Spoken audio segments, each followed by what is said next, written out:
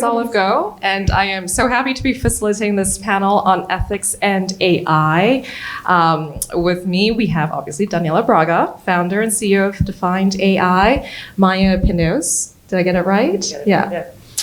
Humanizing Autonomy, which I love that title, and Ben Goertzel from SingularityNet, but also just researcher, academic. I'm very excited to talk to you.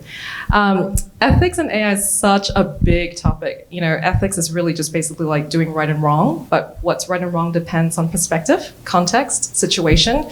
And then when you look at AI, you think of, I know we're going to talk specifically about data, for example, and applications, but really, what contains AI really if you think from beginning, starts with hardware, servers. Who has access to the servers? What's the computing power come from? The A to Z of AI, producing and getting AI out in the world is actually far larger than what this panel is going to address. So I just want to make sure that we frame that so that we know that we're focusing specifically on these three founders, but it's much bigger, right? I'm going to start with you, Daniela. So I have an 8-year-old son, James, and he often likes to ask questions about people who come over. So when he learned that I was going to be here in Brazil, speaking of you, Daniela, he said, "What does Daniela's company do?" And so this is what I said to him. I said, "James, Daniela's company, they gather the data, they analyze the data, they organize the data to send to Siri and Alexa so that Siri and Alexa can understand what we say." I love that question. Your son is no longer 5 years old. I always had this question in the early stages of the company. It was the hardest question to answer, which is, can you explain to a 5-year-old, and yours is not, what does your company do? And I think I came down to this summary. We teach computers to speak. We teach computers to understand. We teach computers to recognize languages and images and patterns. But I kept it at we teach computers to learn.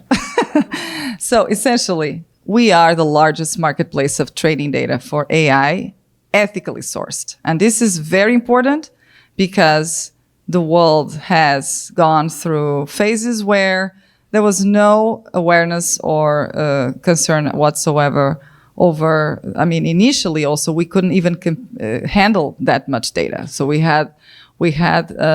were doing rules, then we started to insert some data, and by around 2010, things started to ingest data-driven systems, and then later on, we started to big data, which is when that's how I started the company. Big data became the thing, big data of quality at scale, and always for us, always consented, always simulated, trying to avoid precisely the unclarity around the ownership of the data when it's live data.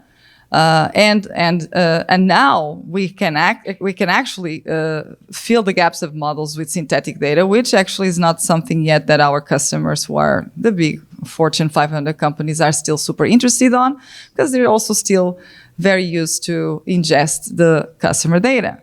Now, yeah, so we were always ahead of our game doing, we crowdsource data for the simulation of data, and now we work with partners to legalize, let's put it this way, their data, whether it's by anonymizing the data, and we're talking about unstructured data, just so for the audience, we are talking about unstructured data, meaning text, image, video, and voice.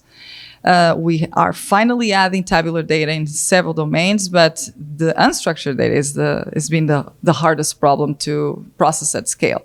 So consent, paid for, explainability, transparency for the customer, and always addressing copyrights of the data.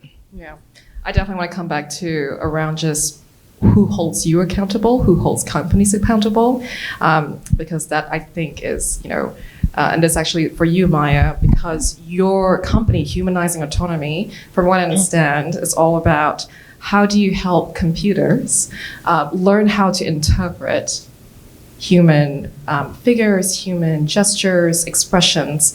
And one of the things that I hear over and over again is, well, business has to move fast, and being morally ethical slows things down. So I'm very curious from your perspective, Maya, what were some dilemmas or crossroads your company has had to thread through in such a, I don't like to think of it as a dichotomy, but it's been presented that way to me. So very curious how you think about it in your own company. Yeah, so we focus to teach machines to understand people, to interpret human behavior. We do this through visual AI. We essentially extract anything observable that you can find in a camera video feed, and then apply behavioral models to then interpret and predict. There can be an intention of someone crossing the road. There can be a risk of someone slipping or tripping or falling in a construction site. Or it can be how are you engaging with your Alexa or your Roomba, etc. So it's really about wherever the behavior of people is needed in everyday life. And I would argue wherever we put automation in, you need to understand the behavior of people, because otherwise it's just going to be really poor experiences, right? It's just going to be terrible. It's going to be really annoying. You're going to turn off the system, not want to use it, or it's going to be unsafe, which is another big risk. So you have to think about how you implement, right? And how much is the right amount, how much is too much, how much is too little, which is I think a really complex question. Too much or too little of what? In terms of what you analyze, understand, and actually the response that the machine creates, right? Thinking of user experience. And then you have how you build it. And that's what you need to think of carefully when you start building an AI system. So, the whole craze about deep learning, right? Or even now with all the, generative AI, about massive data sets that are very unstructured, basically the internet. So what we have done from the very beginning is to build a modular approach to AI. So essentially, if you would take even, us sitting here in this room or someone walking through the street, you would say, what are certain actions that you could observe ethically, meaning nothing about the person that can be understood, extract that, and then you essentially build a combination of modules that each of those are interpretable on their own. So you never have a big AI system or model where you're like, oh my God, how can I understand the decision making of this? It's always a bit like a bit of a Tetris, right? So you just connect the dots. And that's a decision you need to take really, really early on. And I think that's the basis for ethicality. From our perspective. And does that take a longer time, like what the modular way of doing things, or? No, not at all. It's actually very controlled, because you can always look at the outcome of how you're building, and you can actually train for efficiency, very much so, particularly when, training neural networks or training a large amount of, with large amounts of data, really complex things like behavior, you can optimize relatively quickly, which is, and tune to new environments. Like, a street in London and a street in Bogota is very, very different, but we're active in both, right? Because human behavior varies a lot. The context varies even more. So you can, with modularity, you can tune. I loved I think what you're doing is just so special, and would be so useful for many people, I think, who don't always have the ability to read, right? Expressions for many different reasons, neurodiversity. But I love what you're doing here. And I'll come back to you because I'm very curious about the makeup of your company and how that contributes to an ethical atmosphere. Ben, I have a question for you. I have so many questions for you, to be honest. But I'm going to start with, so Singularity Net, which is your current organization you're working with. Yep. Right? You combine AI with blockchain, and your idea is to really create a decentralized system for collecting data, from what I understand, dispersing data, or might be wrong there. But can you explain to me why distribution, why a decentralized network to you contributes toward a more ethical way of doing AI?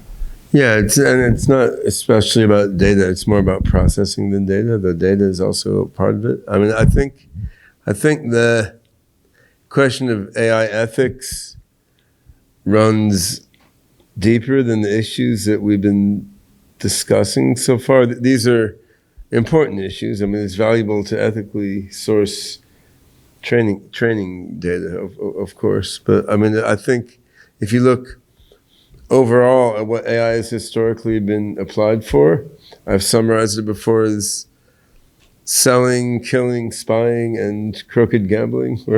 Crooked gambling being Wall Street. Now with generative AI, we could add stealing to the list, I guess.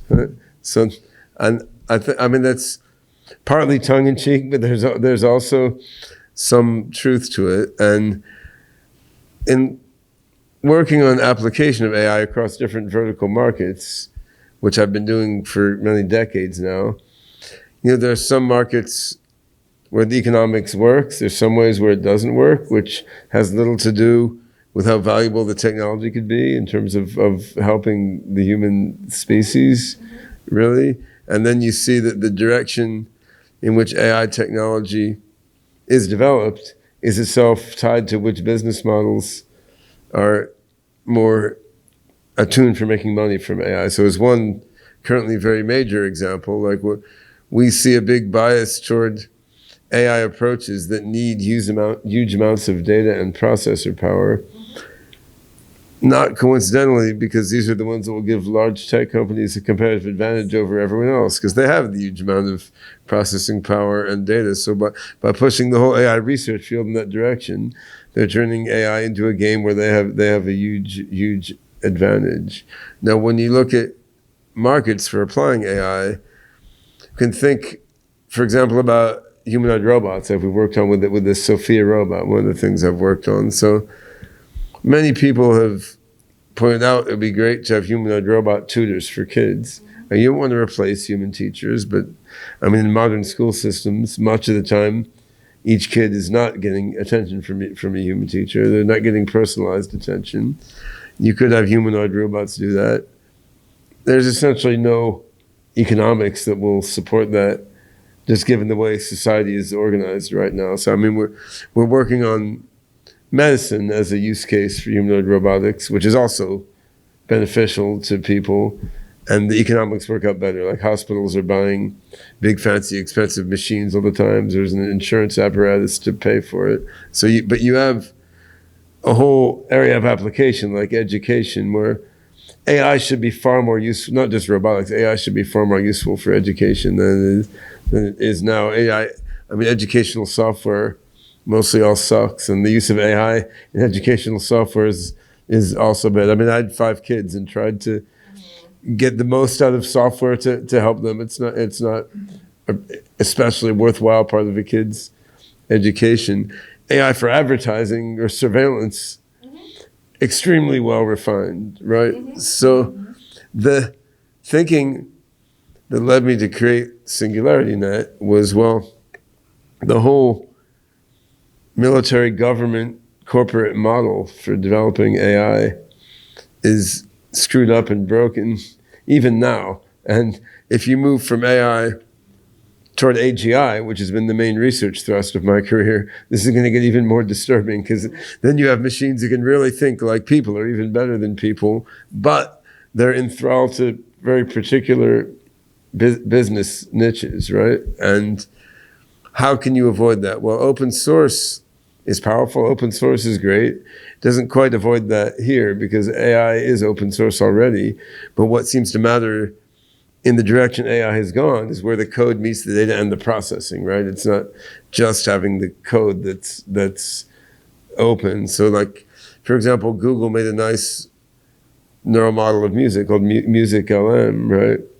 The code for that, I mean, they published a paper, people implemented code based on their paper. Code is there. You need like 300,000 hours of music to train it and $1 million of processor time.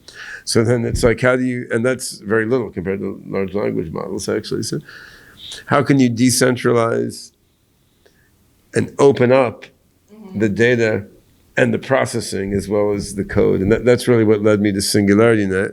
Blockchain, while it's become best known as a framework for decentralized sort of digital money, actually it's a technology for coordinating any set of software processes running on any bunch of machines, and they can coordinate, at reasonable scale without a central controller. So the idea was to make it so that we could deploy AI systems in an open way without a central controller, figuring that what the messy, uncoordinated mass of humans will do with it maybe better in some respects than what a small number of companies and governments do with it, which is by no means guaranteed on the other hand. Well, and I think that's a really interesting point because, anyone wants to take a guess of how many thousands of individuals in the world actually can contribute to creating AI, doing AI, researching AI? Anyone takes a guess? Everyone. Well, the answer should be everyone, but it's something like, this is research from MIT, it's something like 10,000 individuals today.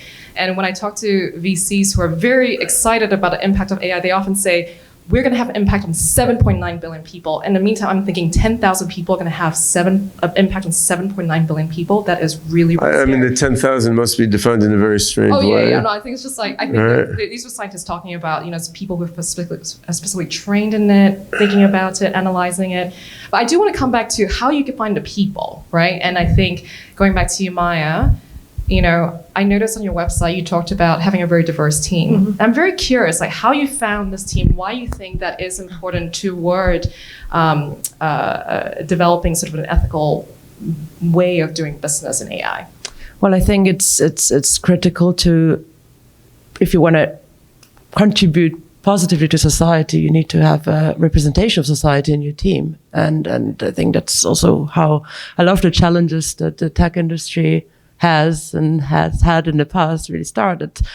Teams that are not diverse at all, don't represent not just gender, but nationalities, heritage, are building something that is done, as you said, right, that is then used by many or applied to many, often without the knowledge. So that's something that when we started the company from the really, really early days, it was always about how can we, as you found a company, you always start with obviously the research and the engineering team. It was incredibly difficult to actually achieve, a gender balance there. So difficult, but we made sure to implement and just to stay on it, really, stay at it. And to this day, it's 50-50 gender balance across the research engineering teams of more than 20 nationalities, 50, 60 people large team.